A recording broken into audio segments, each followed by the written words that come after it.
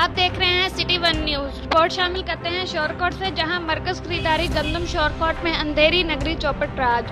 Food inspector दोनों हाथों से किसानों को लूटने लगा। तफसीलात के मुताबिक शोरकोट मरकज खरीदारी गंदम में फूड इंस्पेक्टर दोनों हाथों से किसानों को लूट रहा है। किसानों की गंदम से हर ट्राली के साथ 2 से 8 गट्टू किसी न किसी मद में लूट लिए जाते हैं और इनाम की मद में 1000 रुपया किसानों से जगह टैक्स वसूल किया जा रहा है।